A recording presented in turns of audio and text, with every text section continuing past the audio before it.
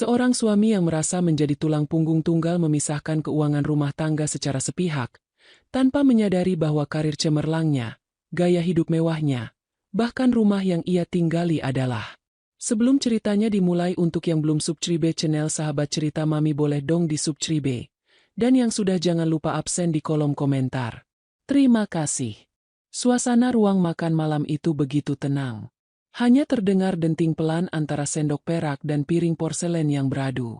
Lampu gantung kristal memancarkan cahaya hangat, menyinari meja marmer panjang yang dipenuhi hidangan istimewa. Sarah Maharani duduk dengan postur sempurna, menemani suaminya makan setelah seharian pria itu berada di luar rumah. Yuda Pratama mengunyah makanannya dengan raut wajah penuh kebanggaan. Hari ini adalah hari yang menguntungkan baginya. Bonus tahunan dari Megantara Corp baru saja cair ke rekening pribadinya dengan angka yang sangat besar. Dia merasa menjadi sosok paling hebat di ruangan itu, pemberi nafkah utama yang menanggung seluruh penghuni rumah megah ini. Dia menatap Sarah yang berpakaian sederhana di hadapannya dengan tatapan meremehkan.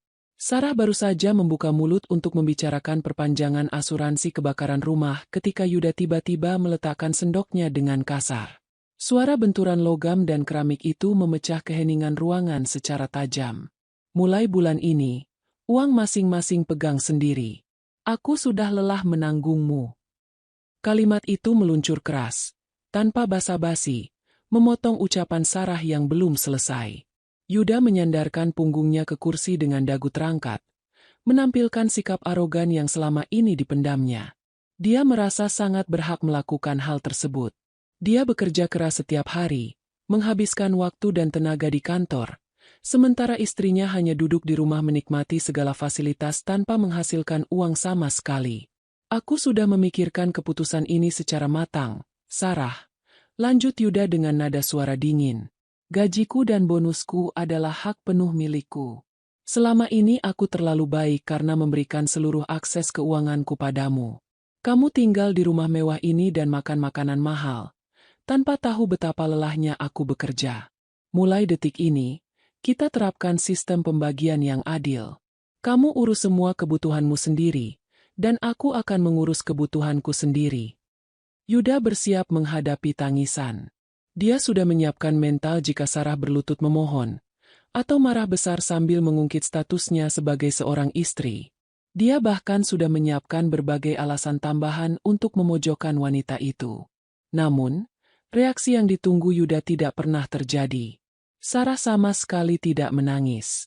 Jangankan berteriak, tempo napas wanita itu bahkan tidak berubah.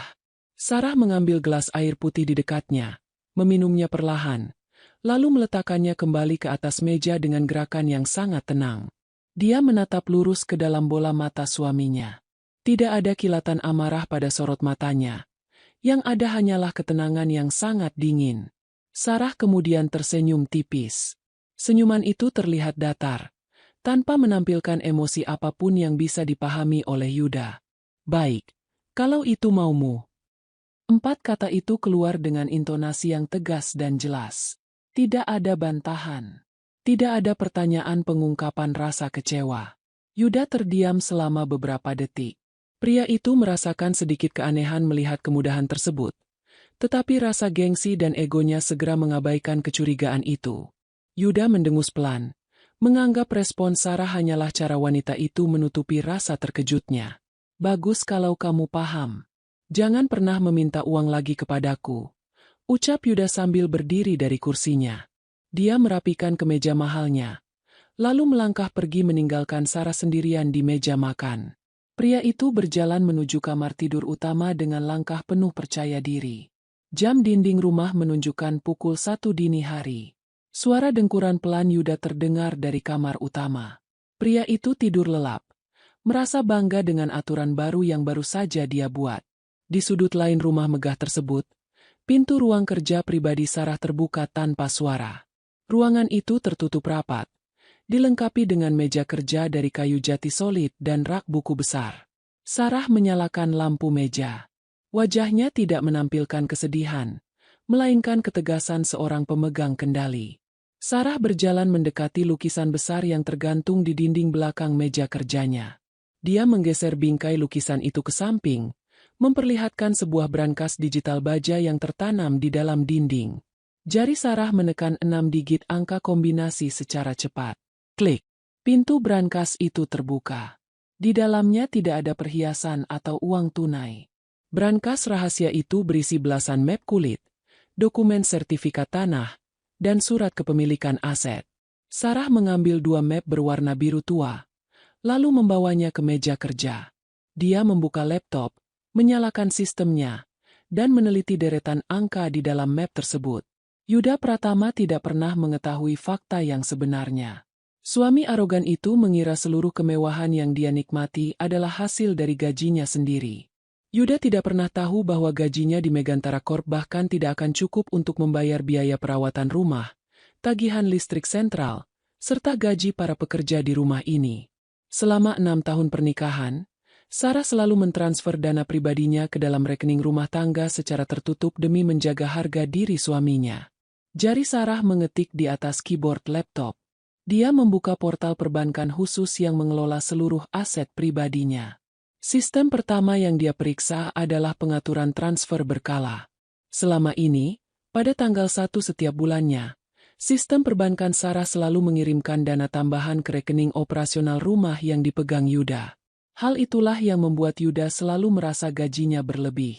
Tanpa ragu, Sarah mengarahkan kursor mouse ke pilihan pembatalan transfer otomatis.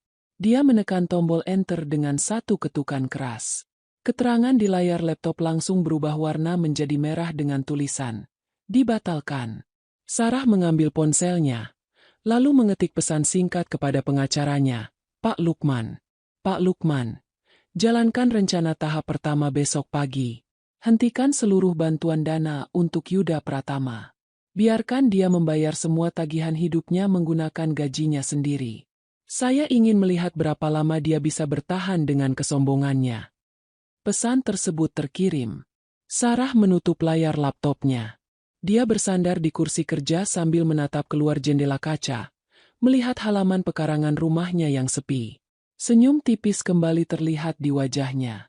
Suaminya baru saja meminta hidup terpisah secara finansial, dan Sarah akan memberikan apa yang pria itu minta secara nyata. Matahari pagi tanggal 1 bersinar cerah menembus gorden kamar tidur utama. Yuda Pratama membuka mata dengan perasaan sangat ringan dan segar. Dia mengambil ponsel di atas nakas, membuka aplikasi perbankan, dan menatap deretan angka saldo gajinya yang baru saja masuk secara utuh. Senyum lebar menghiasi wajahnya. Pagi ini dia merasa menang. Uang hasil jerih payahnya 100% berada dalam genggamannya, tanpa ada satupun rupiah yang harus dia serahkan kepada Sarah. Dengan bersenandung pelan, Yuda melangkah keluar kamar menuju ruang makan. Perutnya sudah meminta diisi. Dia membayangkan sarapan mewah seperti biasa, roti panggang selai impor, sosis bratwurst, dan secangkir kopi hitam yang mengepul hangat. Namun, langkah Yuda mendadak melambat saat tiba di meja makan marmer tersebut. Di atas meja panjang itu hanya ada satu piring berisi setangkup sandwich gandum dan satu cangkir teh kamomil. Sarah sedang duduk santai menikmati sarapannya sambil membaca berita melalui tablet. Tidak ada piring lain. Tidak ada aroma sosis ataupun kopi untuk Yuda. Yuda menarik kursi dengan kasar hingga menimbulkan suara decit tajam pada lantai. "Di mana sarapanku?" tanya Yuda dengan nada menuntut. Sarah meletakkan tabletnya di atas meja. Dia menatap suaminya dengan ekspresi wajah yang sangat damai. Sama seperti malam ketika pria itu menjatuhkan palu aturan baru. "Kamu tidak membeli bahan makanan apapun kemarin, Yuda," jawab Sarah dengan intonasi datar.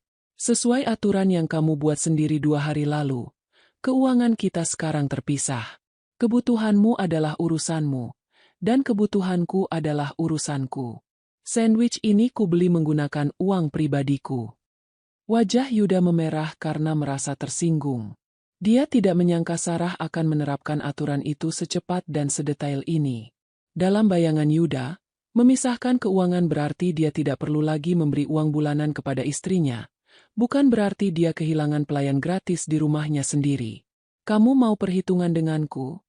sindir Yuda dengan suara meninggi. "Hanya karena roti gandum dan 1 butir telur. Kamu pelit kepada suamimu sendiri?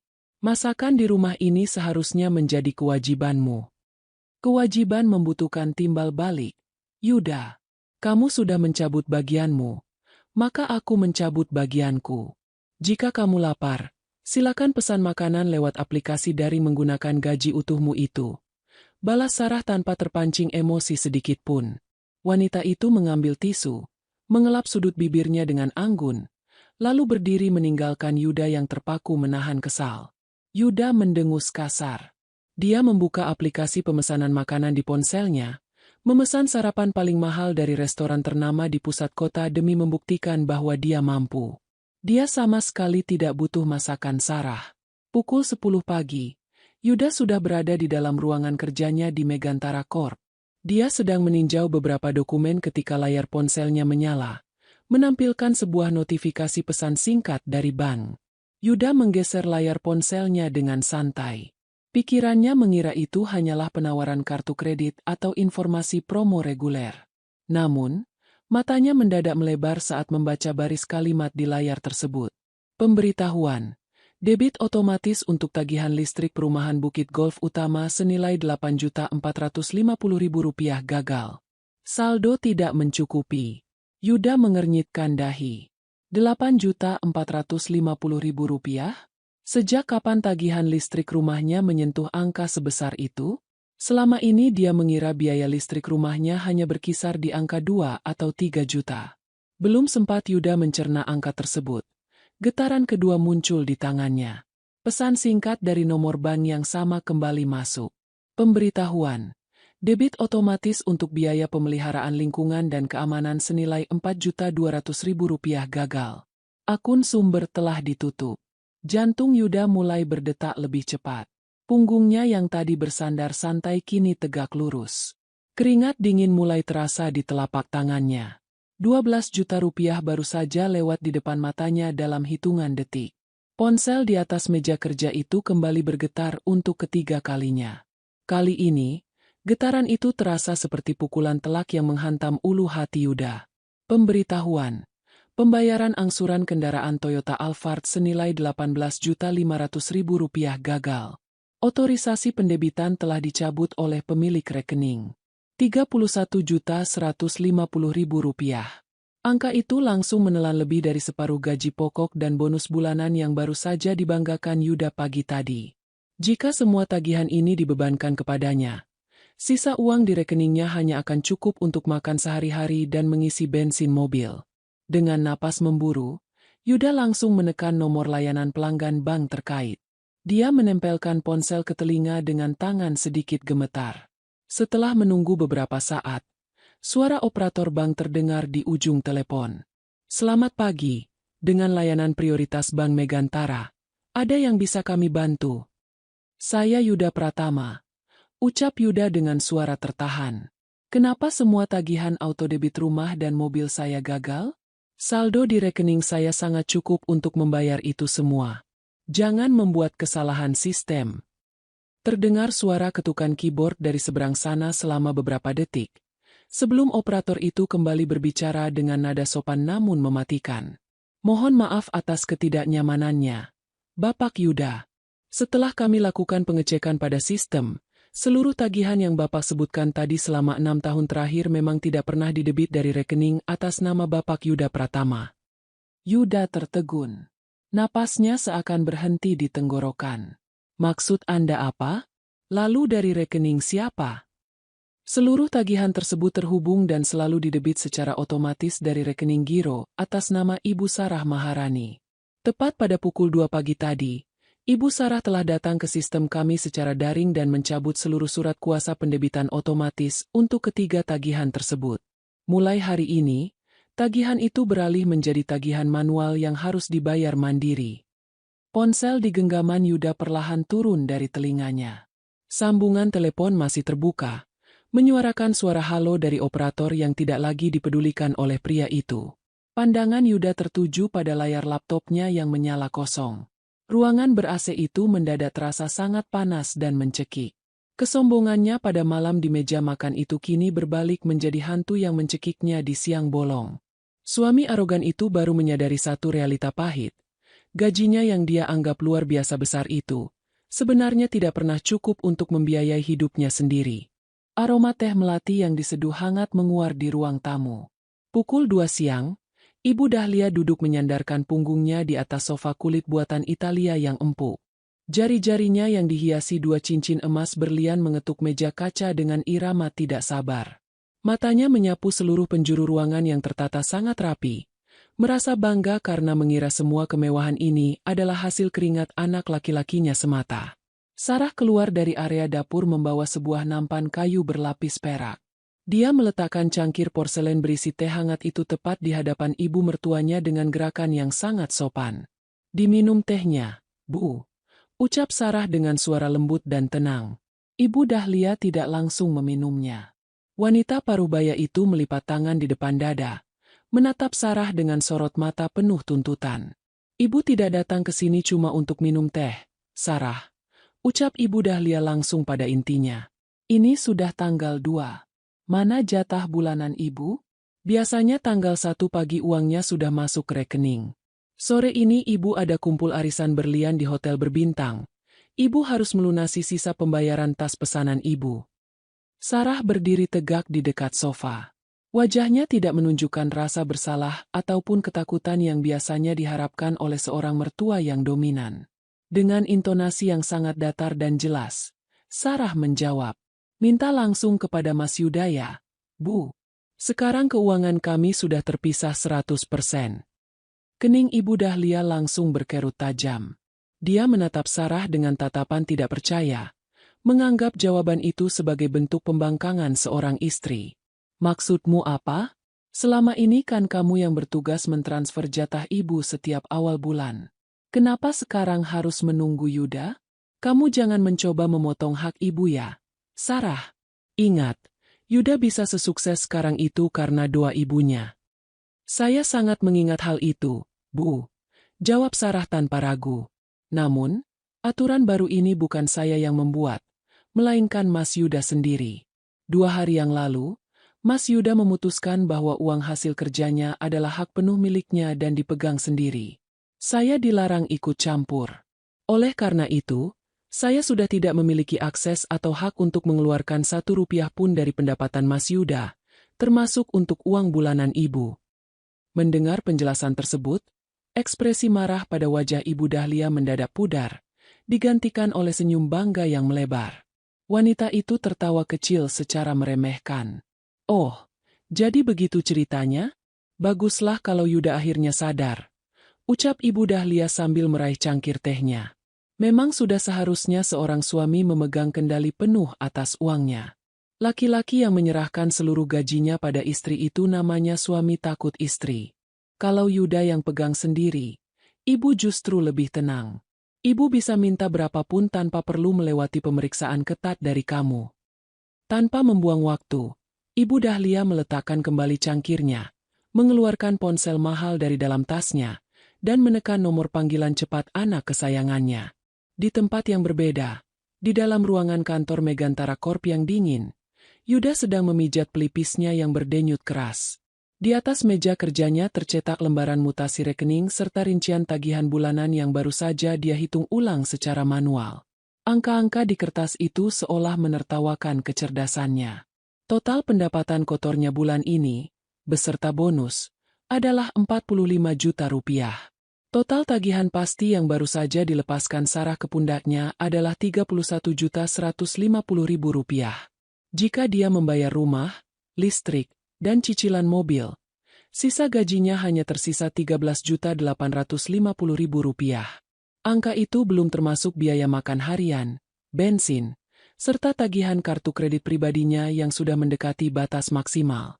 Tengah berkutat dengan kepanikan internalnya, ponsel Yuda berdering nyaring. Nama ibu tertera di layar. Yuda menarik napas panjang, merapikan suaranya agar terdengar berwibawa, lalu mengangkat panggilan tersebut. "Halo, Bu. Ada apa? Yuda sedang banyak rapat hari ini." "Yuda, sayang." Suara ceria sang ibu langsung terdengar di telinganya. "Ibu sedang di rumahmu sekarang. Tadi Sarah bilang, mulai bulan ini kamu pegang sendiri seluruh gajimu ya? Keputusan yang sangat cerdas. Nak, ibu bangga padamu. Nah, mumpung gajimu utuh di rekening, tolong langsung transfer uang bulanan ibu sekarang ya. 15 juta saja seperti biasa. Jantung Yuda seakan berhenti berdetak selama 1 detik. 15 juta rupiah?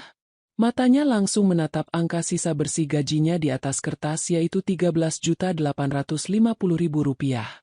Jika dia mentransfer uang tersebut kepada ibunya detik ini juga, saldonya tidak hanya habis, melainkan minus. Dia tidak akan bisa membayar tagihan listrik rumah besok pagi, yang artinya seluruh aliran listrik di rumah megah itu akan diputus oleh pihak pengelola perumahan. Bu, lidah Yuda mendadak keluh. Pria yang selalu berbicara dengan lantang dan penuh percaya diri itu kini mendadak kehilangan kosakata. Maksud ibu uang bulanan, ya? Iya, sayang. Kenapa suaramu seperti itu? Saldomu sangat banyak, kan? Jangan bilang kamu mau meniru sifat istrimu yang terlalu perhitungan itu. Sore ini teman-teman sosialita ibu mau berkumpul. Ibu sudah telanjur menyombongkan kepada mereka bahwa bonus tahunan anak ibu baru saja keluar sangat besar. Keringat dingin menetes dari dahi Yuda, membasahi kerah kemeja mahalnya. Dia terjebak dalam jaring keangkuhannya sendiri. Yuda tidak mungkin jujur kepada ibunya bahwa uang di rekeningnya tidak cukup. Mengakui hal itu sama saja dengan membunuh harga dirinya sebagai anak kebanggaan yang selalu disanjung setinggi langit. Bukan begitu, Bu. Yuda memutar otak dengan cepat, mencari kebohongan yang paling masuk akal. Uangnya ada. Tentu saja ada. Hanya saja, tadi pagi seluruh dana bonus Yuda langsung dipotong otomatis oleh sistem kantor untuk dimasukkan ke dalam portofolio investasi saham perusahaan. Pencairannya baru bisa dilakukan secara bertahap akhir minggu ini. Terdengar hembusan napas kecewa dari seberang telepon. Yah, bagaimana sih kamu ini? Sistem kantor masa tidak bisa dikompromikan? Lalu ibu harus bayar pakai apa sore ini? Tuntut ibu Dahlia dengan nada mulai kesal. Ibu pakai uang simpanan ibu dulu ya. Nanti hari Jumat Yuda ganti 2 kali lipat. Bujuk Yuda dengan suara sedikit gemetar yang berusaha ditutupinya secara rapat. Ya sudah kalau begitu. Ingat ya, hari Jumat harus sudah masuk. Jangan sampai ibu malu di depan teman-teman arisan. Ancam ibu Dahlia sebelum menutup telepon secara sepihak. Yuda meletakkan ponselnya ke atas meja dengan gerakan sangat pelan. Tangannya bergetar. Dia menatap kosong ke arah dinding kaca kantornya. Dia baru saja lolos dari hari ini dengan sebuah kebohongan besar. Tetapi dia tahu pasti bahwa hari Jumat hanya berjarak 3 hari lagi. Yuda menelan ludahnya yang terasa sangat pahit. Mesin uang yang selama ini bekerja dalam diam di belakangnya telah benar-benar mati, meninggalkan dirinya sendirian menghadapi tagihan hidup yang siap melumat habis seluruh kesombongannya. Memasuki minggu ketiga di bulan kedua, ketegangan finansial yang menyelimuti hidup Yuda Pratama semakin tertutupi oleh lapisan ilusi. Pria itu menolak menyerah pada keadaan. Malam itu, di sebuah restoran Prancis papan atas yang terletak di lantai 50 sebuah gedung pencakar langit, Yuda duduk berhadapan dengan Friska. Wanita berambut bergelombang itu adalah rekan kerja sekaligus sosok yang selama ini selalu memuji kehebatannya di kantor. Lampu ruangan diatur agak redup untuk menciptakan kesan hangat. Di atas meja berlapis taplak putih bersih, tersaji 2 porsi daging sapi wagyu kualitas terbaik dan sebotol minuman anggur merah berharga jutaan rupiah. Friska menatap Yuda dengan binar mata memuja. Sikap yang selalu berhasil membuat dada Yuda mengembang penuh rasa bangga. Aku sangat kagum padamu, Mas Yuda, ucap Friska dengan suara manja sambil memotong daging di piringnya. Tidak banyak laki-laki yang punya ketegasan sepertimu. Memisahkan keuangan dari istri adalah langkah yang sangat tepat. Selama ini kamu sudah bekerja terlalu keras. Sudah saatnya kamu menikmati hasil keringatmu sendiri tanpa harus dibebani oleh orang yang hanya menumpang hidup. Yuda tersenyum lebar hingga memperlihatkan giginya. Dia mengangkat gelas anggurnya, lalu mendentingkannya pelan dengan gelas milik Friska.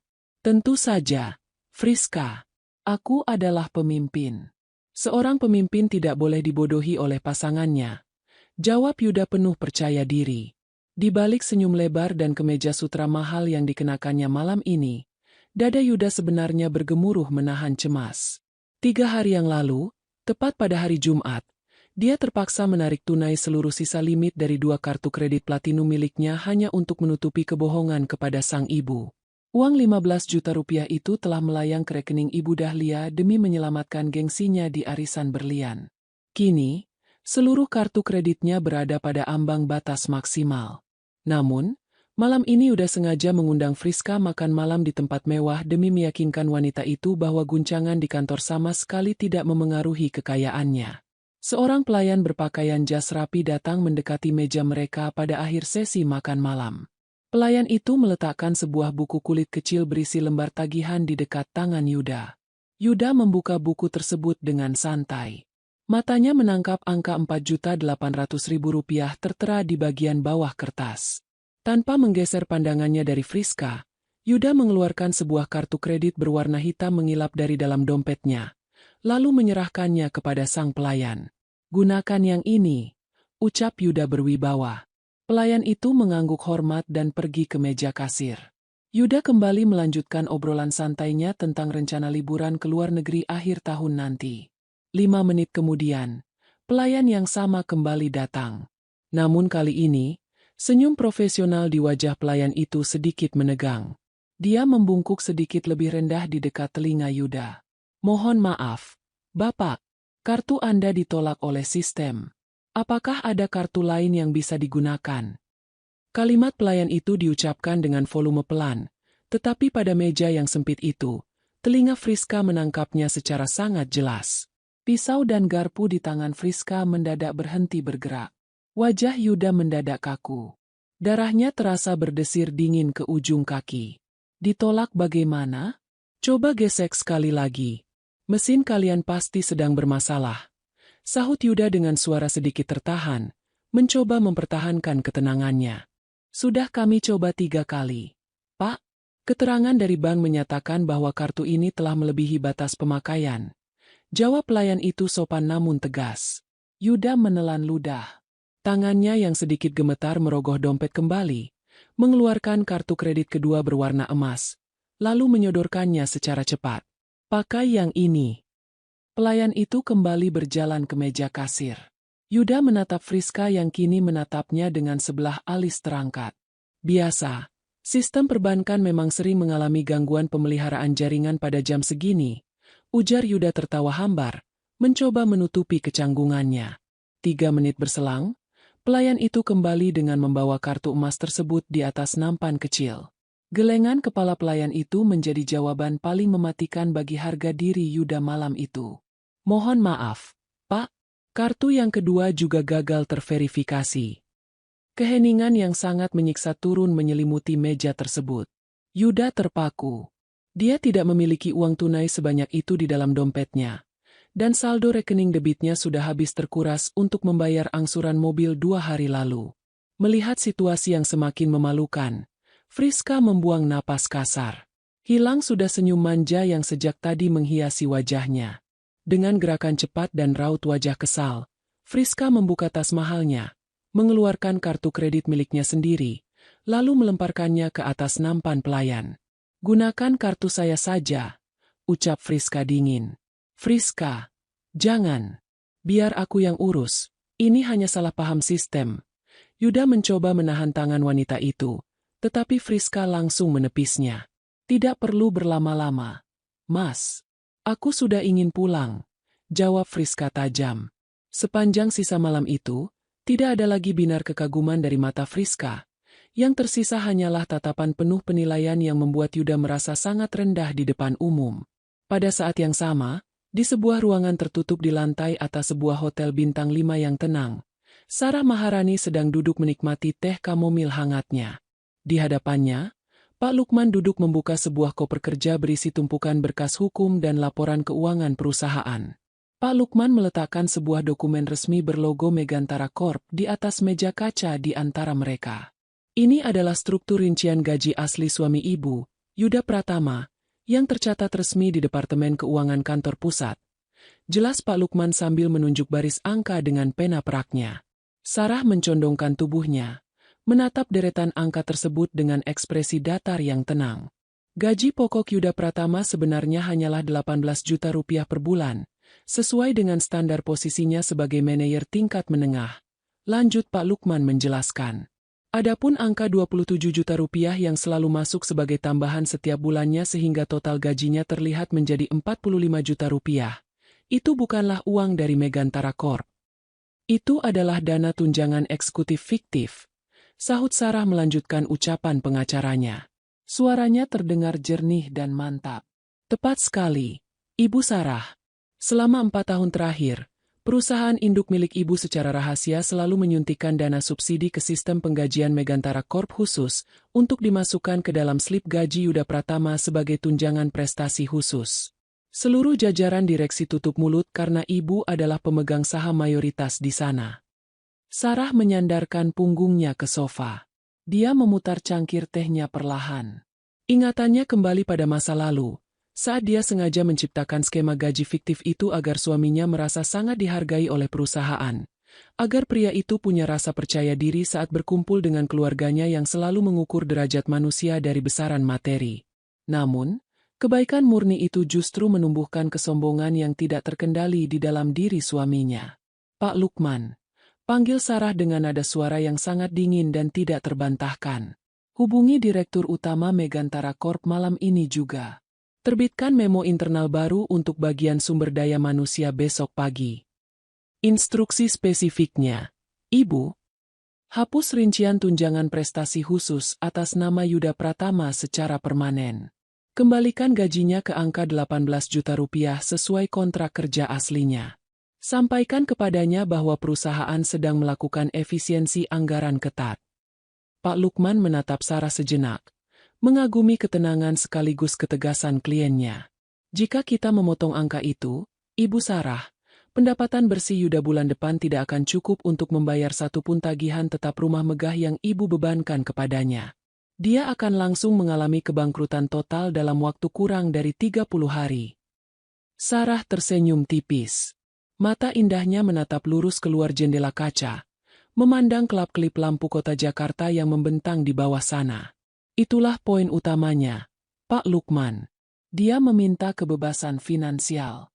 Kebebasan sejati berarti berani bertahan hidup dengan apa yang benar-benar mampu dihasilkan oleh kedua tangannya sendiri. Saya hanya sedang membantu suami saya mewujudkan keinginannya. Senin pagi biasanya menjadi panggung kebanggaan bagi Yuda Pratama. Dia selalu melangkah masuk lobi Megantara Corp dengan kepala tegak, mengenakan jas berharga jutaan rupiah, dan membalas sapaan para pegawai bawahan dengan senyum penuh kekuasaan. Namun, suasana pagi ini terasa sangat berbeda. Udara dari pendingin ruangan kantor pusat justru membuat bulu kuduknya berdiri. Tepat saat Yuda duduk di kursi kerjanya, sebuah amplop putih resmi dengan stempel Departemen Sumber Daya Manusia sudah tergeletak di atas mejanya. Yuda membuka amplop itu dengan dahi berkerut. Matanya bergerak membaca baris demi baris kalimat yang tercetak rapi di atas kertas berlogo perusahaan. Surat itu adalah edaran resmi mengenai penyesuaian struktur kompensasi pegawai. Pada paragraf kedua, tertulis sebuah keputusan mutlak yang membuat aliran darah Yuda seakan berhenti seketika. Tunjangan prestasi khusus yang selama ini dia terima setiap bulan resmi dihapus secara permanen dengan alasan efisiensi anggaran perusahaan. Tertulis sangat jelas di bagian bawah surat tersebut bahwa gaji pokok bersih yang akan diterima Yuda Pratama mulai bulan depan adalah 18 juta rupiah. Yuda membanting amplop itu ke atas meja. Napasnya memburu. 18 juta rupiah? Angka itu bahkan tidak mencapai setengah dari total pendapatannya bulan lalu. Tanpa membuang waktu, Yuda bangkit dan berjalan cepat menuju ruangan manajer personalia. Dia membuka pintu tanpa mengetuk terlebih dahulu, menampilkan raut wajah penuh amarah. Dia menuntut penjelasan mengapa tunjangannya dipotong secara sepihak tanpa ada peringatan sebelumnya. Namun, manajer personalia yang duduk di balik meja hanya menatapnya dengan ekspresi datar dan menyodorkan salinan kontrak kerja asli milik Yuda yang ditandatangani 4 tahun lalu. Silakan dibaca kembali pasal 4 dalam kontrak kerja ini, Yuda, ucap manajer personalia dengan suara tegas. Perusahaan hanya berkewajiban membayar gaji pokok sebesar 18 juta rupiah sesuai posisi manajer operasional. Tunjangan tambahan yang selama ini tertera adalah kebijakan khusus yang sifatnya sementara dan bisa dicabut kapan saja oleh jajaran direksi tanpa persetujuan pegawai. Perusahaan sedang melakukan pengetatan keuangan. Selain tunjangan, kuota pengembalian dana hiburan klien dan fasilitas bahan bakar mobil operasional juga dipotong 70% mulai hari ini. Yuda membuka mulutnya untuk mendebat. Tetapi tidak ada satupun landasan hukum yang bisa dia gunakan. Tanda tangannya tertera sah di atas materai kontrak tersebut. Dia keluar dari ruangan personalia dengan langkah gontai. Pikirannya buntu. Gajinya tinggal 18 juta, sementara tagihan tetap rumah, listrik, dan mobil bulan depan mencapai 31 juta rupiah. Penderitaan Yuda hari itu ternyata baru saja dimulai. Pada pukul 2 siang, seluruh jajaran manajer dipanggil ke ruang rapat utama untuk mempresentasikan laporan evaluasi kuartal. Yuda duduk di kursi dekat layar proyektor dengan tangan sedikit gemetar. Ketika tiba gilirannya, Yuda menyambungkan laptopnya dan menampilkan tayangan salin dia ke layar besar. Baru 3 menit Yuda berbicara, Direktur Keuangan yang duduk di ujung meja langsung menggebrak meja dengan keras. Seluruh peserta rapat terdiam menahan napas. Laporan macam apa ini, Yuda? Bentak Direktur Keuangan dengan suara menggelegar.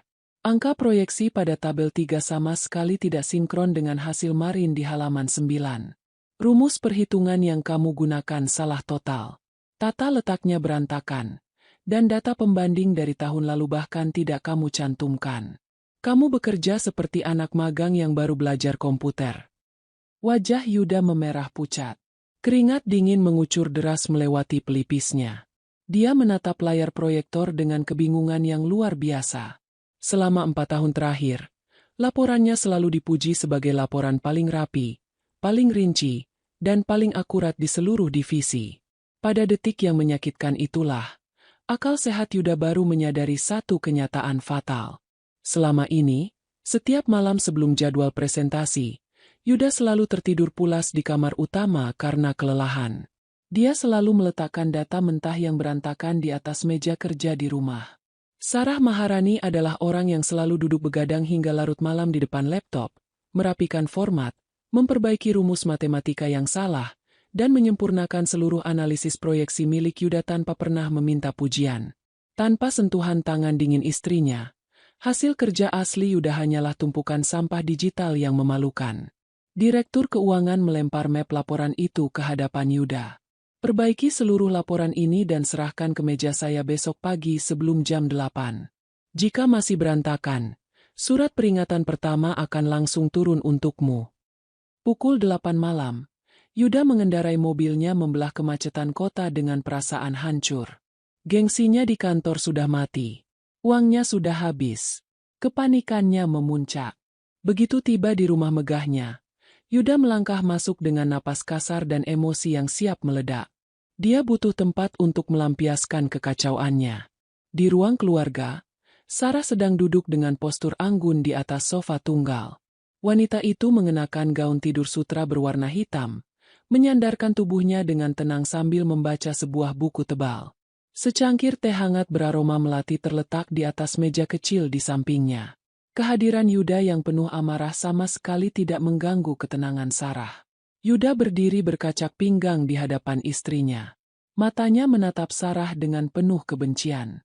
Ini semua gara-gara kamu, Sarah. Tuduh Yuda dengan suara keras yang menggema di seluruh ruangan. Sejak kamu bertingkah aneh, menjadi pelit, dan membuat aturan memisahkan keuangan, hidupku langsung sial. Kamu membawa nasib buruk ke dalam rumah ini. Laporanku di kantor ditolak, fasilitas kerjaku dipotong, dan bonus tunjanganku mendadak dihapus oleh direksi. Kamu benar-benar istri yang tidak membawa hoki bagi suami. Sarah tidak terkejut mendengar tuduhan tidak berdasar itu. Dia menutup bukunya perlahan, lalu meletakkannya di atas pangkuan. Sarah mengangkat kepalanya, menatap lurus ke dalam mata Yuda yang memerah karena frustrasi. Tidak ada ketakutan, tidak ada rasa iba, dan sama sekali tidak ada air mata. Dengan intonasi yang sangat datar, jernih, dan menusuk tajam, Sarah memberikan jawaban yang mengunci mulut suaminya. Keberuntunganmu tidak hilang, Yuda. Hanya saja, Sponsor utamanya sudah berhenti bekerja. Yuda terpaku. Matanya melebar menatap wajah damai istrinya. Kalimat singkat itu terdengar begitu sederhana, tetapi memiliki bobot realita yang langsung menghantam kesombongannya hingga rata dengan tanah. Pria arogan itu berdiri mematung di tengah ruang keluarga yang megah, tidak mampu membalas satu patah kata pun. Dering telepon yang bergetar di atas meja kerja di rumah itu tidak berhenti sejak pagi. Layar ponsel Yuda Pratama menampilkan sederet nomor tidak dikenal dengan kode wilayah yang berubah-ubah. Setiap kali panggilan itu diabaikan, sebuah pesan singkat dengan huruf kapital penuh ancaman masuk memenuhi kotak masuk. Itu adalah pesan dari para penagih utang pinjaman daring. 3 minggu setelah pemotongan gajinya secara drastis di kantor, kondisi keuangan Yuda telah hancur total. Demi menutupi kekurangan biaya hidup sehari-hari dan mengirim uang arisan kepada Ibu Dahlia, Yuda nekat mengunduh 5 aplikasi pinjaman uang secara daring sekaligus. Bunga harian yang mencekik bergerak jauh lebih cepat daripada logika berpikirnya. Utang awal yang hanya bernilai 10 juta rupiah kini telah membengkak menjadi 22 juta rupiah, akibat denda keterlambatan yang dihitung per jam.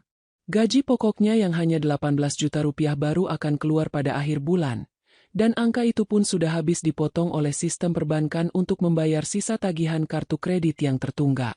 Di tengah rasa frustrasi yang menjepit kepalanya, sebuah pesan suara dari Ibu Dahlia masuk ke ponselnya. Suara wanita parubaya itu terdengar penuh kebanggaan yang semu. Sang ibu memberitahu Yuda bahwa minggu depan rombongan arisan sosialitanya akan mengadakan tur singkat keluar kota, dan dia membutuhkan uang saku tambahan sebesar 20 juta rupiah. Yuda memejamkan mata rapat-rapat. Ujung jarinya menekan pelipis yang berdenyut keras. Dia terjebak dalam labirin kesombongannya sendiri. Mengakui bahwa dirinya bangkrut kepada sang ibu adalah hal yang mustahil.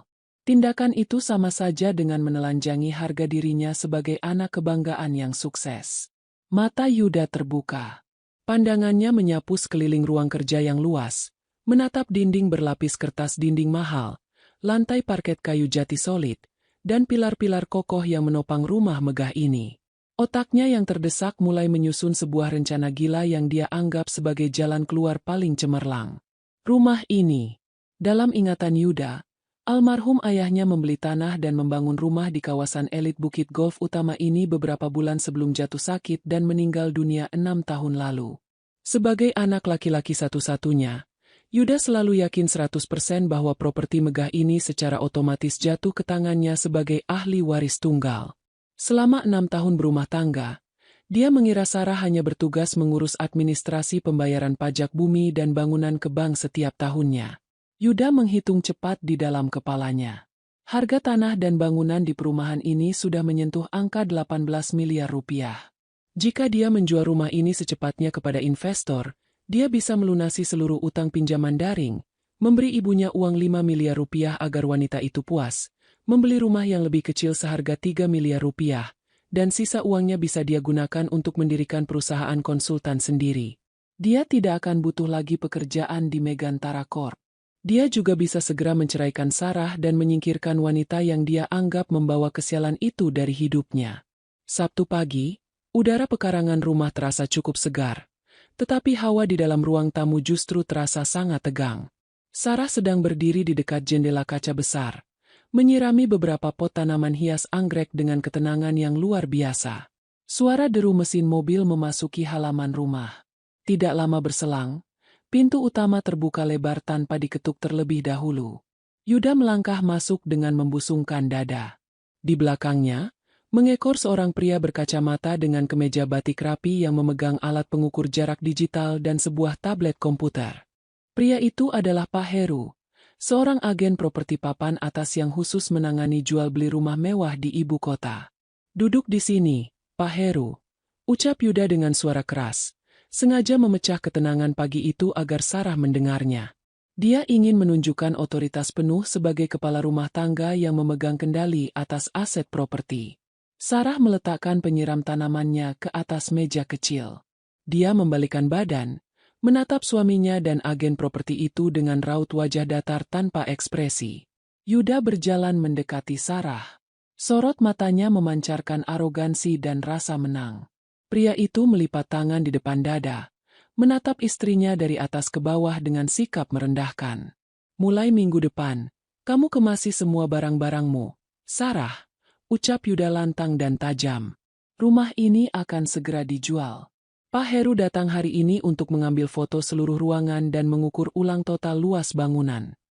Pak Heru mengangguk sopan ke arah Sarah. Meskipun raut wajahnya terlihat sedikit canggung menyadari adanya ketegangan rumah tangga di depannya. Namun, profesionalisme kerja dan bayangan komisi penjualan yang sangat besar membuat pria berkacamata itu memilih diam dan menundukkan kepala. Aku mengambil keputusan ini berdasarkan aturan yang kita sepakati bersama. Lanjut Yuda dengan senyum mengejek.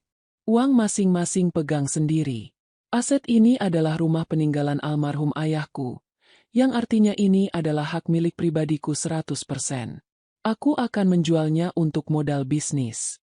Kita akan pindah ke rumah yang lebih kecil. Kalau kamu masih mau tinggal di rumah baruku nanti, kamu harus membayar uang sewa kamar kepadaku setiap bulan. Jika kamu menolak, silakan angkat kaki dari rumah ini. Yuda menunggu reaksi panik. Dia sangat berharap Sarah akan terkejut, marah besar, atau menangis memohon agar rumah tempat tinggal mereka tidak dijual. Pria itu sudah menyiapkan berbagai dalih hukum waris di kepalanya untuk membungkam wanita itu. Sekali lagi, ekspektasi Yuda patah begitu saja. Sarah sama sekali tidak melangkah mundur. Dia tidak meninggikan suaranya, dan tidak mengusir agen properti tersebut. Sarah justru mengalihkan pandangannya kepada Pak Heru, memberikan senyuman ramah yang sangat sopan. Silakan, Pak Heru, ucap Sarah dengan suara jernih dan tenang.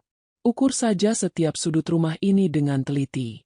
Ambil foto di semua ruangan, termasuk kamar tidur utama dan area kolam renang di halaman belakang. Pastikan Bapak memasang harga penawaran tertinggi di pasar agar hasil penjualannya tidak mengecewakan. Mendengar izin langsung dari Sarah, rasa canggung pada diri Pak Heru langsung hilang. Pria itu mengucapkan terima kasih dengan cepat. Lalu bergegas melangkah ke arah koridor dapur untuk mulai melakukan pengukuran. Yuda mendengus pelan. Senyum penuh kemenangan mengembang semakin lebar di wajahnya. Dia mengira sikap kooperatif Sarah adalah bentuk pengakuan kekalahan wanita itu di hadapan hukum hak waris keluarga. Bagus kalau kamu sadar diri, sindir Yuda dengan nada puas. Jangan pernah bermimpi kamu bisa menuntut pembagian gonogini dari hasil penjualan rumah ini. Rp1 pun tidak akan ada yang masuk rekeningmu. Sarah mengambil langkah pelan mendekati Yuda. Jarak di antara mereka kini hanya tersisa 1 meter. Aroma parfum lili yang lembut dari tubuh Sarah beradu dengan bau keringat ketegangan yang menguap dari kemeja Yuda. Sarah menatap tepat pada titik fokus mata suaminya. Ekspresinya sangat dingin, menyerupai ketenangan permukaan danau yang membekukan siapapun yang menyentuhnya. Jual saja, Yuda, ucap Sarah. Suaranya pelan, namun memiliki ketegasan baja yang memotong udara. Jual rumah ini besok pagi. Ambil seluruh uang 18 miliar itu masuk ke dalam rekening gajimu. Yuda baru hendak tertawa meremehkan ketika Sarah melanjutkan kalimatnya tanpa jeda. Silakan jual, asalkan kamu bisa menemukan sertifikat asli rumah ini, dan membuktikan kepada agen propertimu itu bahwa ada namamu atau nama almarhum ayahmu tertulis sah di atas lembar hukumnya. Senyum di bibir Yuda mendadak kaku. Otot rahangnya menegang kencang. Tanpa menunggu jawaban, Sarah membalikkan badan dan melangkah santai menaiki tangga marmer menuju lantai 2. Sepatu rumahnya menghasilkan bunyi ketukan pelan yang teratur. Di tengah ruang tamu yang luas dan megah itu, Yuda tertinggal sendirian dengan jantung yang mendadak bergemuruh hebat, dihantam oleh firasat buruk yang merayap cepat dari tenggorokan hingga mengunci perutnya. Suara bantingan laci kayu menggema keras di koridor lantai 2. Kemeja sutra mahal yang dikenakan Yuda Pratama sudah basah oleh peluh yang menempel ketat di punggungnya. Rambutnya yang selalu tersisir rapi menggunakan gel kini acak-acakan. Pria itu berlutut di atas karpet kamar tidur utama, membongkar habis isi lemari pakaian, mengeluarkan tumpukan kotak penyimpanan, dan melempar lembaran kertas ke sembarang arah. Napasnya terdengar berat, serak, dan memburu. Sudah 4 jam dia menggeledah rumah megah ini tanpa henti. Dia telah membongkar berangkas pribadi di ruang kerjanya, meneliti bagian bawah kasur, memeriksa bagian belakang rak buku, hingga memanjat ke area gudang penyimpanan di bawah atap. Hasilnya nihil. Tidak ada satupun dokumen bersampul hijau keluaran Badan Pertanahan Nasional yang dia temukan. Rasa cemas yang sedari tadi menjepit dadanya kini berubah menjadi kemarahan yang membabi buta.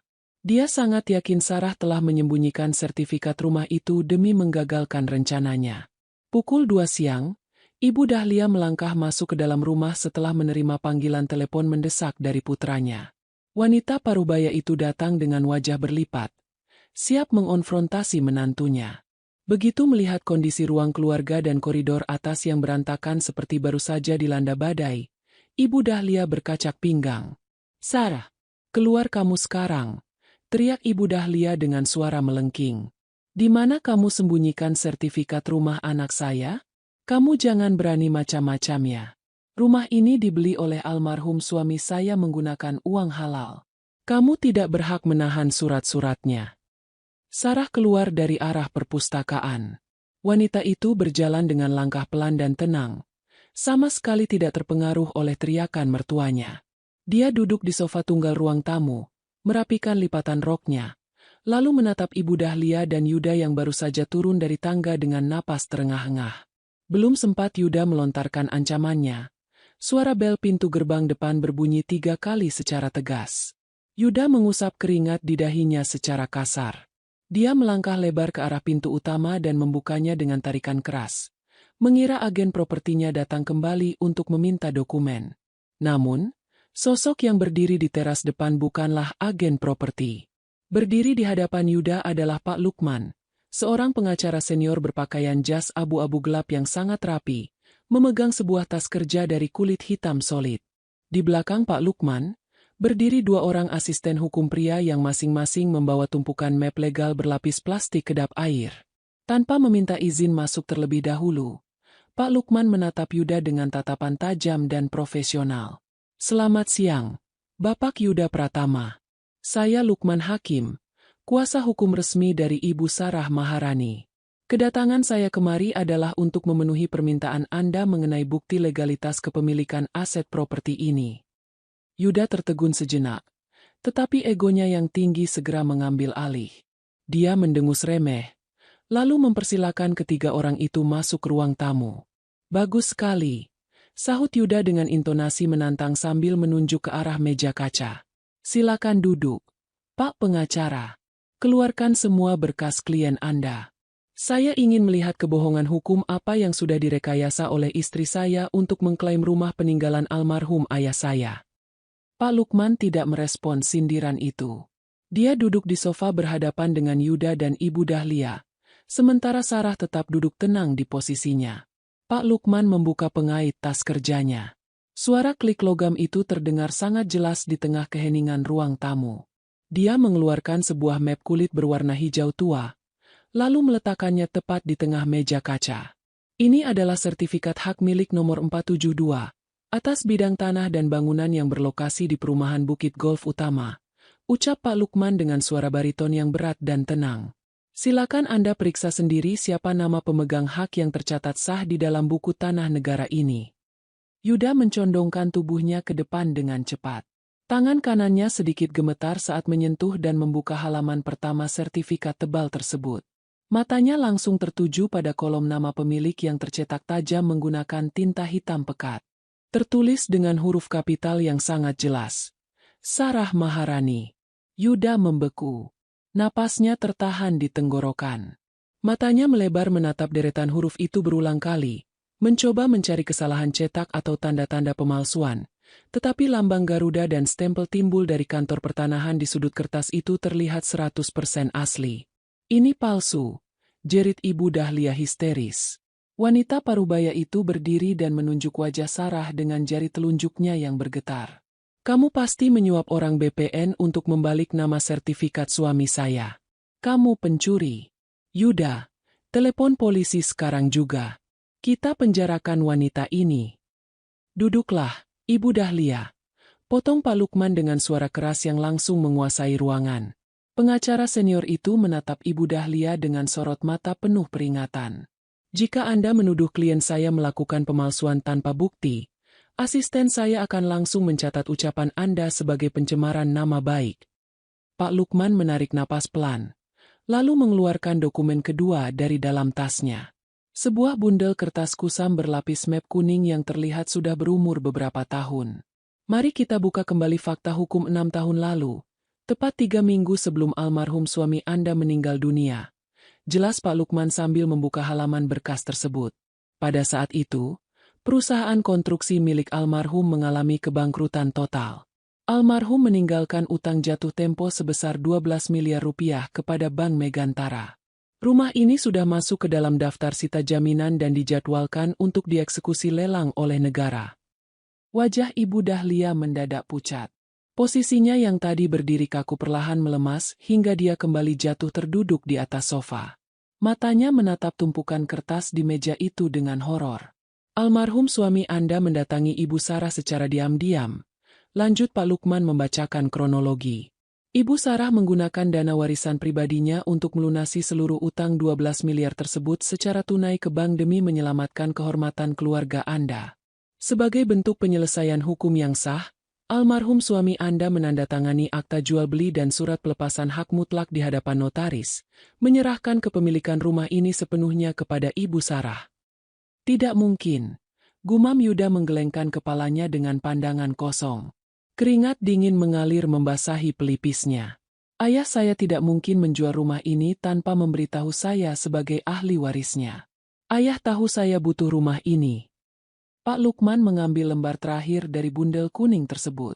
Sebuah surat bertulisan tangan di atas kertas bergaris, dilengkapi dengan tempelan materai Rp10.000 di sudut kanan bawah yang telah ditandatangani.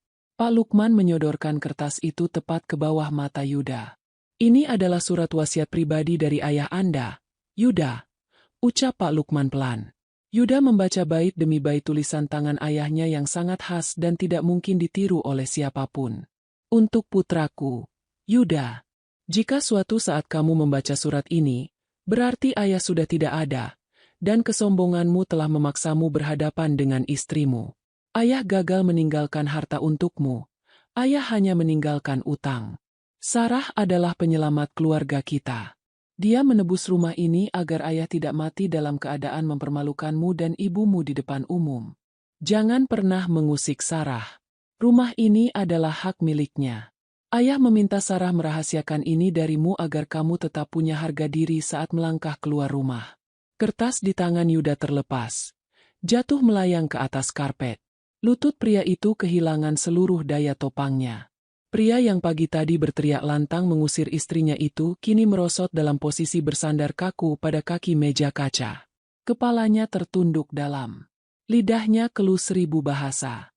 Di seberang meja, Sarah Maharani berdiri dari kursinya. Dia menatap suami dan ibu mertuanya yang kini terdiam dalam kehancuran realita. Aturan yang kamu buat sangat jelas, Yuda, ucap Sarah. Suaranya terdengar jernih, dingin, dan mengakhiri segala perdebatan. Uang masing-masing, aset masing-masing, dan tempat tinggal masing-masing. Ini adalah rumahku, dan aku tidak berminat menyewakannya kepada pria arogan sepertimu. Keheningan di dalam ruang tamu megah itu terasa begitu tebal, seolah seluruh molekul udara mendadak berubah menjadi timah yang menekan dada. Tidak ada lagi suara bantingan pintu atau teriakan histeris. Yang terdengar hanyalah suara jarum jam dinding antik yang berdetak teratur, seakan sedang menghitung mundur sisa waktu keangkuhan seorang Yuda Pratama. Yuda masih duduk bersandar pada kaki meja kaca dengan tatapan kosong. Surat wasiat bertulisan tangan ayahnya tergeletak di atas karpet berbulu tebal, menjadi saksi bisu atas kebodohannya sendiri. Rasanya seluruh tulang di dalam tubuhnya telah dicabut. Selama 6 tahun, dia berjalan membusungkan dada di dalam rumah ini, memandang rendah istrinya, dan menyombongkan diri sebagai satu-satunya pilar penopang keluarga. Nyatanya, dia hanyalah seorang penumpang gelap yang disubsidi secara penuh oleh kemurahan hati wanita yang baru saja dia usir. Sarah Maharani berdiri di tengah ruangan dengan postur sempurna. Wajahnya tidak menampilkan sedikit pun raut kemenangan yang angkuh. Ketenangannya justru menjadi hukuman mental yang paling kejam bagi Yuda. Pak Lukman, tolong jelaskan batasan hukumnya kepada mereka, ucap Sarah dengan intonasi yang sangat datar. Pak Lukman berdiri dari kursinya, merapikan kancing jasnya, lalu menatap Yuda dan Ibu Dahlia secara bergantian. Berdasarkan akta jual beli dan bukti pelepasan hak yang sah, properti ini adalah 100% milik pribadi Ibu Sarah Maharani. Karena Bapak Yuda Pratama telah secara resmi menyatakan pemisahan keuangan dan tempat tinggal 2 hari lalu, maka status Bapak di rumah ini secara hukum hanyalah sebagai tamu, jelas Pak Lukman dengan suara berat yang tegas. Dan sebagai pemilik hak mutlak, Ibu Sarah memiliki kewenangan penuh untuk meminta tamu yang tidak diinginkan meninggalkan area propertinya saat ini juga. Mendengar penjelasan itu, Ibu Dahlia langsung tersadar dari keterkejutannya. Rasa gengsi yang selama ini dia agung-agungkan runtuh seketika. Wanita paruh baya itu merangkak maju di atas karpet, mencoba meraih ujung gaun Sarah dengan kedua tangan yang bergetar hebat. Air mata mulai mengalir membasahi riasan wajahnya yang tebal. "Sarah, Ibu mohon, Nak." Tangis Ibu Dahlia dengan suara memelas yang terdengar sangat menyedihkan. "Ibu ini orang tua suamimu. Kamu tidak mungkin mengusir ibu ke jalanan, kan? Di mana hati nuranimu sebagai seorang anak? Maafkan ucapan ibu tadi. Ibu janji tidak akan mencampuri urusan kalian lagi. Biarkan ibu tetap tinggal di sini." Sarah mundur satu langkah dengan gerakan halus, membuat tangan Ibu Dahlia hanya menangkap udara kosong.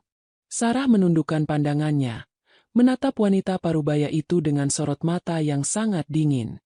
"Ibu sendiri yang mengajarkan kepada saya tadi siang bahwa laki-laki yang menyerahkan kendali rumah pada istri adalah suami yang memalukan," jawab Sarah dengan nada suara jernih tanpa amarah. "Saya hanya sedang mengembalikan kehormatan anak laki-laki ibu. Silakan ibu bawa anak laki-laki kebanggaan ibu ini keluar, agar dia bisa membuktikan kepada dunia bahwa dia mampu menghidupi ibunya tanpa bantuan uang dari seorang wanita." Sarah kemudian menoleh ke arah suaminya yang masih membeku. "Yuda, aturan yang kamu buat harus ditegakkan secara adil. Kamu punya waktu tepat 2 jam dari sekarang untuk mengemas seluruh barang pribadi yang kamu beli menggunakan uang gajimu sendiri. Setelah 2 jam, seluruh barang yang tertinggal di dalam rumah ini akan saya anggap sebagai barang rongsokan dan akan dibuang ke tempat sampah." Dua asisten Pak Lukman langsung melangkah maju, masing-masing mengeluarkan gulungan kantong plastik hitam berukuran besar dari dalam tas mereka. Kehadiran kantong sampah hitam itu menjadi simbol penghinaan yang nyata bagi Yuda. Dengan sisa tenaga yang ada, Yuda bangkit berdiri dengan kaki gemetar. Dia memapah ibunya menaiki tangga menuju kamar tidur utama. Di dalam kamar yang luas itu, kepanikan dan rasa malu bercampur aduk menjadi satu.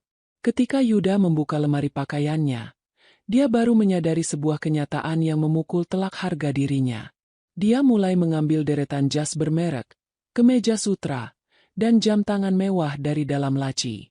Namun, asisten Pak Lukman yang ikut mendampingi di depan pintu kamar langsung menegur dengan tegas. "Mohon maaf, Bapak Yuda. Sesuai instruksi, Anda hanya diizinkan membawa barang yang terbukti dibeli menggunakan uang gaji Anda sendiri. Berdasarkan rincian mutasi rekening bank, seluruh jas Italia dan koleksi jam tangan di laci tersebut dibeli menggunakan kartu kredit atas nama Ibu Sarah." Tangan Yuda berhenti di udara. Wajahnya memerah menahan malu yang luar biasa di hadapan asisten hukum tersebut. Akhirnya, dengan tangan gemetar, Yuda hanya bisa memasukkan beberapa potong kemeja kerja standar, celana bahan biasa, dan pakaian dalam ke dalam sebuah koper berukuran sedang. Sementara itu, Ibu Dahlia menangis meraung-raung di sudut kamar saat dipaksa mengeluarkan seluruh perhiasan dan tas desainer yang selama ini dibelikan oleh Sarah dari dalam koper bawaannya. Wanita parubaya itu hanya diizinkan membawa pakaian kusa miliknya sendiri yang dimasukkan secara asal ke dalam kantong sampah hitam. Tepat pukul 4 sore, jarum jam menyelesaikan putarannya. 2 orang petugas keamanan bertubuh tegap yang disewa oleh Sarah melangkah masuk ke dalam kamar utama. Tanpa banyak bicara, mereka mengambil koper Yuda dan kantong plastik hitam milik Ibu Dahlia, lalu membawanya turun ke lantai bawah. Yuda dan ibunya berjalan mengekor di belakang dengan kepala tertunduk dalam. Tidak ada lagi langkah kaki yang gagah. Tidak ada lagi dagu yang terangkat sombong. Begitu mereka tiba di teras depan, langit sore kota Jakarta mendadak berubah mendung gelap. Angin dingin berhembus kencang menggugurkan dedaunan kering di halaman. Gerimis kecil mulai turun membasahi permukaan aspal pekarangan. Sarah berdiri di ambang pintu utama dengan tangan terlipat di depan perut. Wajahnya tetap tenang, mengamati dua manusia yang pernah menginjak-injak harga dirinya itu melangkah pergi menjauhi teras rumahnya. "Sarah, kumohon." Yuda menoleh ke belakang untuk terakhir kalinya. Suaranya pecah oleh isak tangis yang tertahan. "Beri aku waktu 1 minggu saja. Aku tidak tahu harus pergi kemana sore ini." Sarah sama sekali tidak menjawab. Wanita itu membalikan badan, masuk ke dalam rumah megahnya, lalu menutup pintu kayu jati berlapis ukiran itu secara rapat. Terdengar bunyi klik ganda dari sistem pengunci otomatis yang menandakan bahwa akses masuk telah tertutup secara permanen. Petugas keamanan membuka gerbang besi tinggi yang menjulang di ujung pekarangan. Yuda menahan kedinginan akibat kemejanya yang mulai basah terkena gerimis, memapah ibunya keluar melewati batas pagar. Tepat saat langkah kaki mereka menyentuh aspal jalanan umum di luar pekarangan, gerbang besi bertenaga motor itu bergerak menutup secara perlahan. Suara benturan logam yang beradu kencang ketika gerbang itu terkunci sempurna menggema di sepanjang jalanan perumahan elit yang sepi. Yuda berdiri kaku di pinggir jalan, memegang satu koper pakaian murah, ditemani ibunya yang duduk menangis di atas trotoar sambil memeluk kantong sampah hitam. Di balik gerbang besi yang menjulang tinggi itu, rumah megah bercahaya hangat tempat dulu dia hidup sebagai seorang raja, kini telah berubah menjadi benteng kokoh yang tidak akan pernah bisa dia masuki lagi seumur hidupnya. Hujan deras mengguyur ibu kota malam itu. Air hujan berjatuhan dengan hantaman keras pada kaca mobil taksi tua yang melaju membelah jalanan yang basah. Di dalam taksi tersebut, Yuda Pratama duduk dengan tubuh gemetar menahan dingin. Pakaian kerjanya yang basah kuyup terasa menempel ketat di kulit, menyerap seluruh suhu dingin dari luar. Di sampingnya, Ibu Dahlia terus menangis pelan tanpa suara, memeluk erat kantong plastik hitam berisi pakaian kusamnya seolah benda itu adalah harta paling berharga yang tersisa.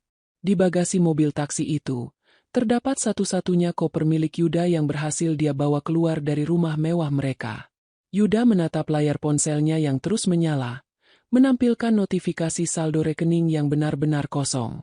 Uang tunai yang tersisa di dalam dompetnya saat ini hanya cukup untuk membayar ongkos taksi malam ini. Tidak ada lagi sisa dana untuk menyewa kamar hotel, bahkan untuk penginapan kelas melati sekalipun. Meskipun berada dalam kondisi hancur total, sebersit harapan masih menyala di dalam kepala Yuda. Dia mengarahkan sopir taksi menuju sebuah kompleks apartemen mewah di kawasan Jakarta Selatan. Tempat itu adalah apartemen milik Friska. Di tengah keputusasaan yang menjepit dadanya, Yuda mencoba meyakinkan dirinya sendiri bahwa Friska adalah jawaban atas segala penderitaannya saat ini. Yuda mengingat kembali setiap kata manis, pujian, dan binar mata memuja yang selalu ditunjukkan Friska setiap kali mereka bertemu di kantor atau saat menikmati makan malam mewah. Yuda sangat percaya bahwa Friska tulus mencintainya sebagai seorang pria yang hebat dan tegas, bukan karena status atau hartanya. Pria itu yakin Friska akan membukakan pintu dengan hangat, memberikan pelukan penenang, dan bersedia menampung dirinya serta sang ibu untuk sementara waktu sampai kondisi keuangannya kembali pulih. Mobil taksi akhirnya berhenti tepat di depan lobi apartemen yang megah. Setelah menyerahkan seluruh sisa uang tunainya kepada sopir taksi untuk melunasi ongkos perjalanan, Yuda memapah ibunya keluar dari mobil. Petugas keamanan apartemen menatap mereka dengan tatapan penuh curiga. Penampilan mereka sangat acak-acakan, basah oleh air hujan, dan membawa kantong plastik sampah hitam yang terlihat sangat kontras dengan kemewahan lobi apartemen tersebut. Yuda mengabaikan tatapan merendahkan dari petugas keamanan itu. Dia berjalan cepat menuju lift, menekan tombol lantai 22, tempat unit apartemen Friska berada. Sepanjang perjalanan di dalam lift, Ibu Dahlia terus mengeluh tentang kakinya yang linu dan badannya yang menggigil kedinginan. Yuda mencoba menenangkan ibunya dengan berbisik bahwa sebentar lagi mereka akan beristirahat di tempat yang nyaman dan mewah. Langkah kaki Yuda terasa sangat berat saat menyusuri lorong apartemen yang sunyi. Begitu tiba di depan pintu unit nomor 2204, Yuda menarik napas panjang untuk mengumpulkan sisa rasa percaya dirinya.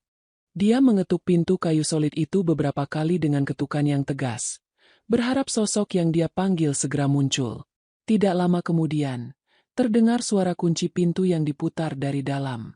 Pintu terbuka perlahan, menampilkan sosok Friska yang mengenakan gaun tidur satin berwarna merah marun yang sangat elegan. Wajah cantiknya dilapisi riasan tipis, memancarkan aroma parfum mahal yang langsung tercium oleh Yuda.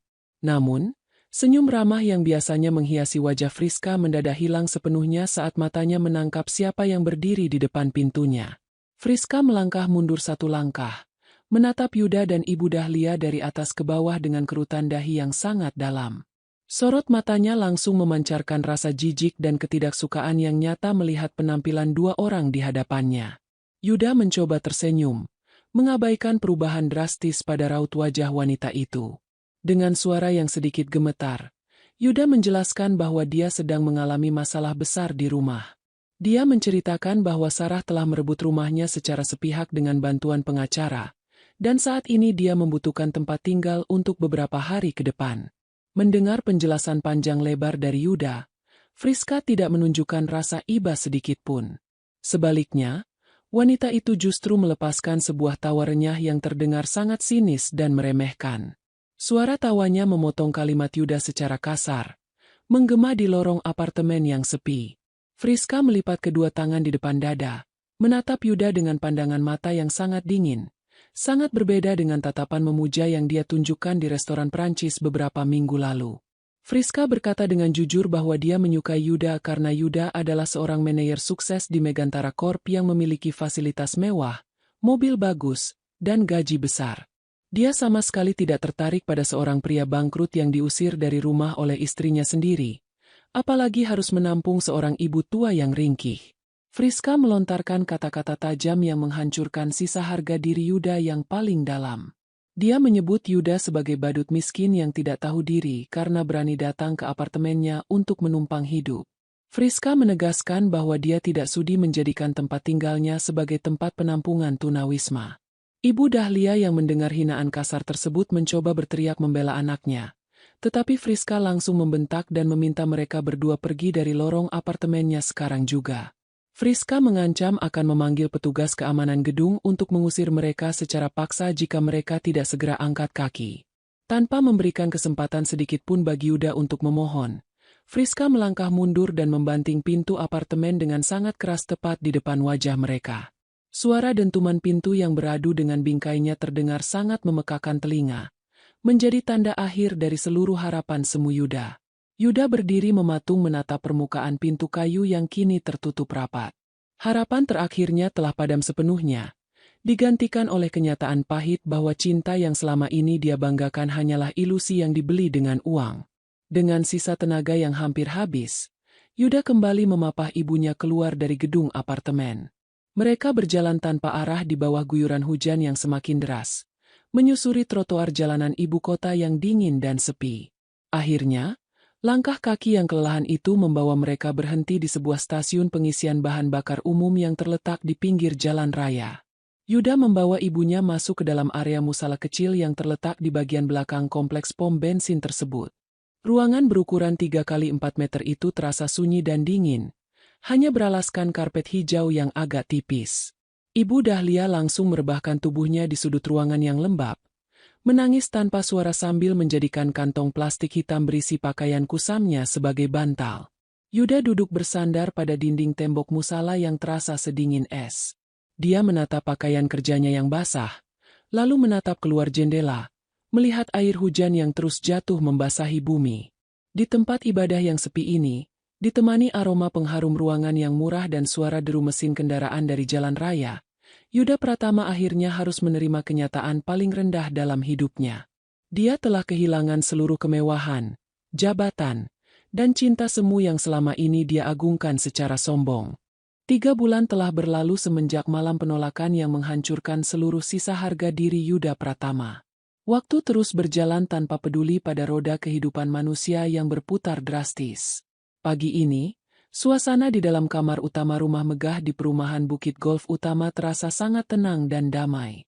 Cahaya matahari pagi yang cerah masuk menembus celah gorden sutra, menyinari ruangan yang tertata sangat rapi. Sarah Maharani berdiri di depan cermin besar setinggi langit-langit. Wanita itu mengenakan setelan blazer bisnis berwarna biru tua yang dijahit khusus dengan potongan sangat sempurna, memancarkan aura profesionalisme dan kekuasaan yang mutlak. Jari-jarinya yang lentik bergerak pelan merapikan kerah kemeja putihnya, lalu menyematkan sebuah bros emas kecil di dadanya.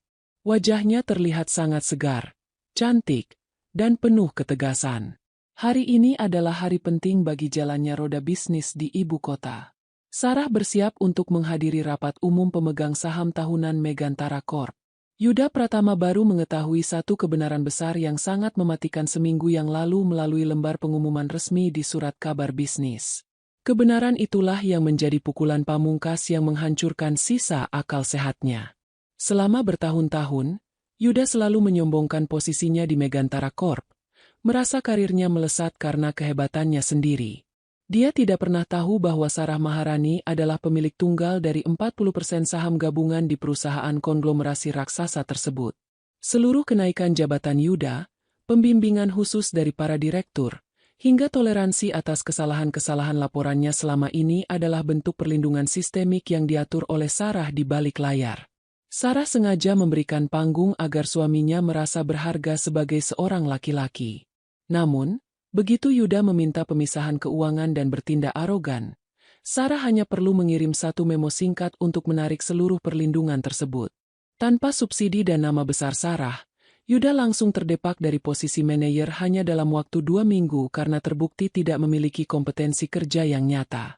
Kini, kehidupan Yuda telah berubah 180 derajat. Pria yang dulu selalu mengendarai mobil Alphard mewah itu kini tinggal di sebuah kamar kos sempit berukuran 3x3 meter di kawasan pinggiran kota yang padat. Kamar itu berbau lembab, beralaskan kasur tipis tanpa dipan, dan dipenuhi oleh tumpukan mie instan murah. Ibu Dahlia duduk di sudut kasur tersebut dengan tubuh yang tampak jauh lebih kurus. Wanita parubaya itu tidak lagi mengenakan perhiasan emas atau tas desainer. Dia hanya mengenakan daster kain lusuh yang warnanya sudah memudar, terus-menerus mengeluhkan sakit pinggang akibat tidur di atas lantai yang dingin. Gengsi sosialita Ibu Dahlia telah mati total, digantikan oleh realita bertahan hidup yang sangat mencekik. Demi mencari sesuap nasi dan membayar sewa kamar kos, Yuda terpaksa bekerja sebagai agen penjualan asuransi independen tingkat bawah. Setiap hari dia harus berjalan kaki berkilo-kilometer di bawah sengatan matahari atau guyuran hujan, mengetuk pintu demi pintu rumah warga untuk menawarkan brosur yang seringkali berakhir di tempat sampah.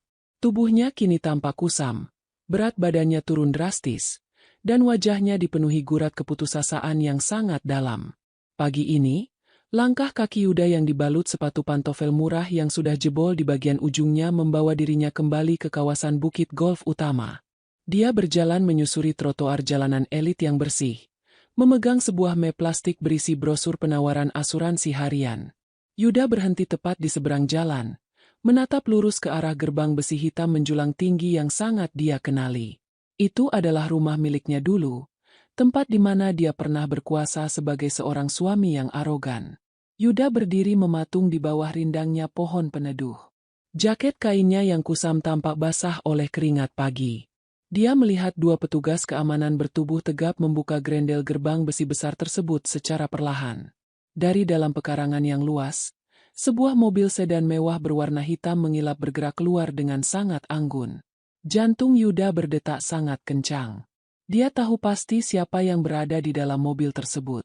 Tanpa memikirkan rasa malunya lagi, Yuda melangkah cepat menyeberangi jalan raya, mengabaikan klakson kendaraan lain yang melintas. Dia berlari mendekati badan mobil tepat saat kendaraan itu berhenti sejenak di depan pintu gerbang untuk memeriksa situasi jalan. Sarah, ini aku, Yuda. Teriak Yuda dengan suara serak yang bergetar hebat. Dia mengetuk kaca jendela belakang mobil dengan ujung jarinya, menempelkan wajahnya yang kusam pada permukaan kaca yang gelap. Di dalam mobil, Sarah duduk dengan tenang di kursi penumpang belakang. Mendengar suara ketukan dan teriakan di luar, Sarah tidak terkejut. Dia menekan tombol di pintu mobil, membuat kaca jendela hitam itu bergerak turun secara perlahan, terbuka tepat setengah bagian. Yuda langsung menyodorkan wajahnya mendekat ke celah jendela. Air mata penyesalan mengalir deras membasahi pipinya yang kotor. Sarah, tolong maafkan aku. ratap Yuda dengan suara memohon yang sangat memelas. Aku mengaku salah. Sarah, aku bodoh. Aku arogan. Aku tidak tahu diuntung. Hidupku hancur sekarang. Ibu sakit-sakitan di kosan. Tolong beri aku satu kesempatan lagi. Sarah, aku bersedia menjadi apa saja di rumah ini, asalkan kamu mau menerima aku kembali. Yuda terus meracik kata-kata permohonan, berharap ada sedikit rasa iba yang tersisa di dalam hati wanita yang pernah mendampinginya selama 6 tahun itu. Dia memegang bingkai jendela mobil dengan tangan yang gemetar kencang. Namun, Sarah Maharani sama sekali tidak menoleh. Pandangan mata wanita itu tetap lurus menatap ke depan, ke arah jalan raya yang membentang luas. Wajahnya tetap datar, tenang, dan tidak menampilkan emosi apapun. Sorot matanya sangat jernih, mencerminkan ketetapan hati yang sudah tidak bisa diubah oleh air mata sedalam apapun. Bagi Sarah, urusan mereka telah selesai pada hari kesepakatan pemisahan uang itu ditandatangani. Sarah menarik napas pelan, lalu berbicara kepada sopir pribadinya yang duduk di depan dengan suara yang sangat jernih dan tegas. Jalan terus. Dua kata itu diucapkan tanpa keraguan. Sopir mobil langsung mengangguk hormat, menginjak pedal gas secara perlahan. Kaca jendela mobil kembali bergerak naik secara otomatis, menutup rapat celah udara, memutuskan seluruh suara ratapan Yuda dari dunia luar. Mobil sedan mewah itu bergerak maju, menambah kecepatannya secara teratur, meninggalkan Yuda yang terpaksa melepaskan pegangan tangannya agar tidak terseret. Yuda melangkah mundur beberapa langkah, lalu kakinya tersandung pembatas jalan hingga dia jatuh terduduk di atas aspal pekarangan depan. Map plastik di genggamannya terlepas, membuat puluhan lembar brosur asuransi murah miliknya berserakan di atas jalanan, terbawa angin pagi yang bertiup kencang. Yuda duduk bersimpuh di atas aspal dingin, menatap kosong ke arah mobil mewah Sarah yang semakin menjauh, membelah jalanan kompleks elit dan akhirnya menghilang di tikungan jalan utama. Air matanya terus mengalir tanpa henti, membasahi brosur-brosur kertas yang berserakan di sekitarnya. Yuda akhirnya menyadari satu kebenaran yang terlambat. Di dalam rumah mewah itu, ia bukanlah seorang raja yang memegang kuasa.